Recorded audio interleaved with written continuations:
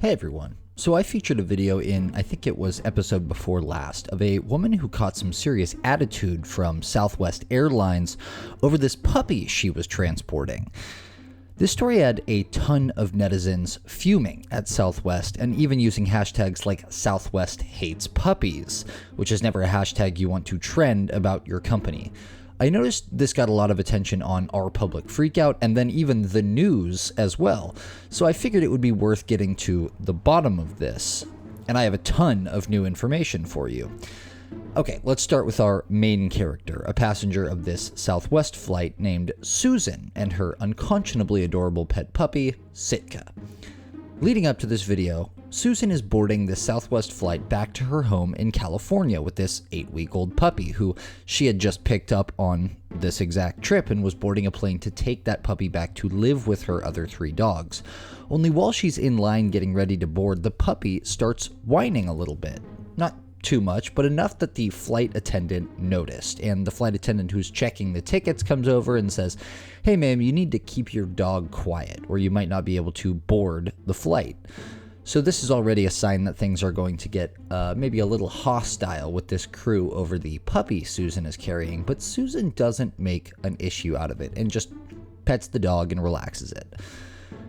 Now they get on the flight, and this is where Susan sits down in the same row as the woman who recorded this video and put it on TikTok, and her name, by the way, is Sarah. So Susan and her puppy Sitka sit down in Sarah's row on the Southwest flight, and Susan, as the passengers continue to file into the plane, keeps petting and soothing the puppy through the unzipped top of her puppy carrier. So the same flight attendant comes over and says, "Ma'am, you have to have the carrier fully zipped and stowed under the seat at all times." Susan responds by saying she's just trying to keep the dog from being loud, as the flight attendant requested earlier, but the flight attendant says now and walks away. So she complies and this attendant walks away, but Sitka starts whining again almost immediately. So to calm her down, Susan reaches down and starts petting her again, but this time just through the outside mesh. She kept it zipped up and securely stowed under the front seat. And at this point, the other flight attendant, seen in the video, the guy this time, comes over and says, "Hey, are we gonna have a problem here? I saw you were petting your dog." So Susan at this point has to somehow keep her new 8-week-old puppy that she just met quiet for this entire flight, but can't interact with or soothe the dog in any capacity. She tells the flight attendant they won't have a problem, and then the plane starts rolling. And as they're pulling out of the gate, the same flight attendant, the cat man, whose name is actually Tyler, watches Susan bend down again and try to pet her whining puppy through the still zipped mesh. And at this point, Sarah and her husband, Marshall, remember that they're the ones recording this, notice that the plane seems to be doing a loop back to the gate. And sure enough, they come back around, and at this point, Susan asks the couple to film as she prepares to confront the flight attendants now making their approach. This is where the video begins. No, you don't got me. No, I'm not going to have you touch a thing of mine. You are rude, you are a mean person, and I will never fly Southwest with you. Unbelievable. Come on, baby girl. We wish you the best of luck, honey. Thank you. This will be I'm sorry. This is I'm sorry ridiculous. that happened. Oh, it's insane. It's insane. It's not like you even had the dog out. You had it where you were petting it. You should be ashamed of yourself.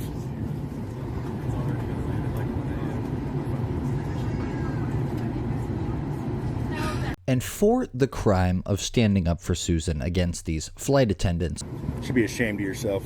Tyler the Catman reported Sarah and Marshall to the pilot too.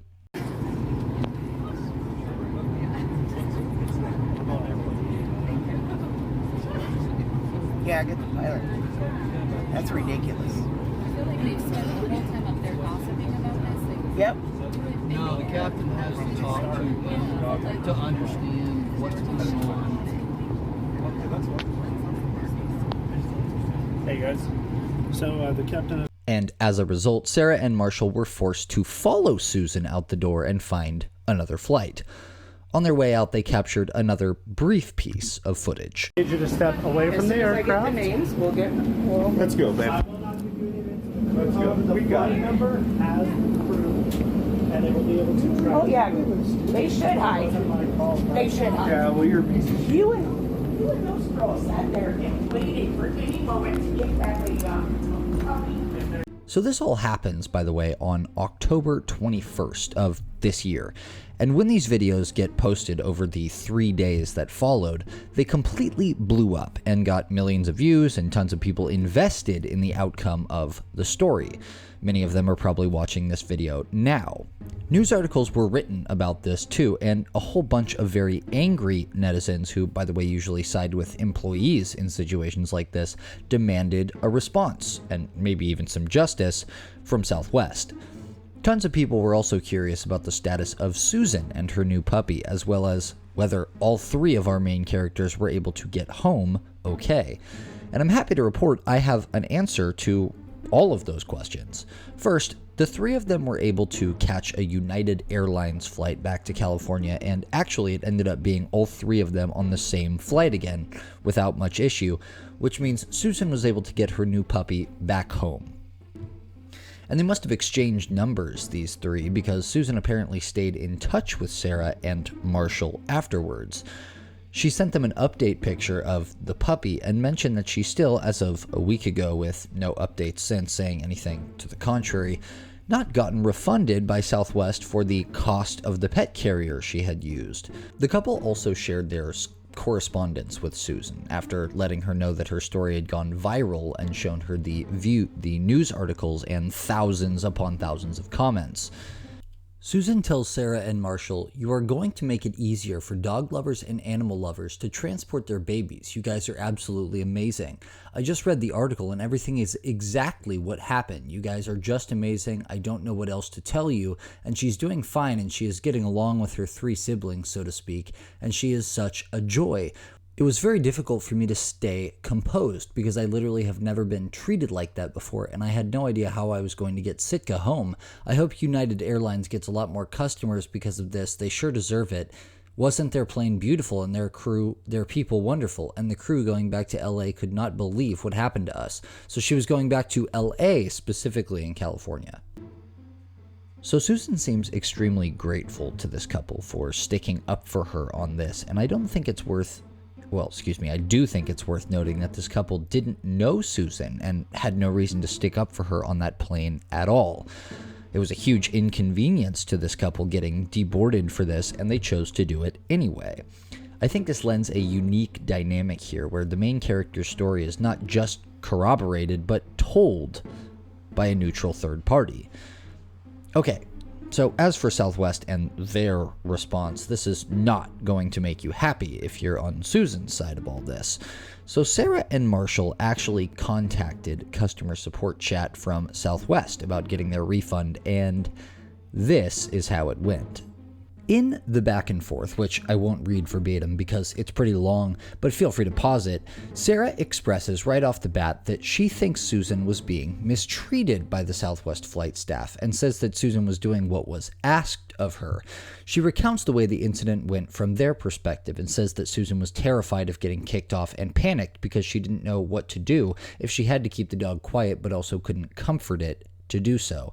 She also gives us a very interesting new detail here. Apparently, several other passengers on that flight were also on the second United flight they ended up taking with this couple and Susan, because they had literally left in protest of how Susan was being treated. This lends, in my view, a lot more credence to Susan's case, if true. If people were willing to inconvenience themselves to take a moral position for a stranger they didn't know, it's probably because they earnestly felt that Susan had been wronged by Southwest. She goes on to say, "You can cite all the FAA rules you want, but this should have been handled differently. Instead, your crew got an ego and harassed an older lady with a puppy just trying to get home. I plan on sharing this story far and wide, so you may want to take a few minutes and figure out how to make this up to her, because you guys look really bad right now." In the airline's response to Sarah, which again I won't read verbatim, they cited pet carrier rules aboard their planes and directed Sarah to a link with their pet policy. The only thing they ended up addressing, actually, was that the employee may not have handled the situation in a kind and pleasant manner, and says, rest assured that a formal complaint has been filed on your behalf. They go on to say, if there is any question of a customer's willingness to comply with FAA regulations or employee instructions, it may be necessary to ask the customer to travel on an alternate flight. We do, in the last part of the response, confirm that Sarah and Marshall were able to get a refund for their one-way tickets. On top of that, Southwest gave a response to newspapers that were asking for some kind of statement in the wake of this. We're aware of the videos, and our initial reports indicate that the customer would not comply with keeping her dog's kennel closed, which is our policy, a spokesperson said of the statement. Our employees are trained to ensure customers are following protocol, and in this situation, and after the customer repeatedly refused to comply with our crew's instructions, the decision was made to deplane the disruptive passenger. Ultimately, Southwest seems like it's sticking to its guns on this one and doesn't really admit to doing anything untoward. But now that you have all the facts, what do you think? Was Susan pushing the boundaries with these Southwest flight attendants, basically asking for this to happen? Was it reasonable to remove her for petting the dog through the closed carrier? Were these flight attendants on a power trip for removing the couple who recorded all of this? As always, I look forward to reading your thoughts and opinions in the comments below. Don't forget to like and subscribe, and I hope you enjoyed this video as much as I enjoyed making it. Alright, see you next time. Deuces!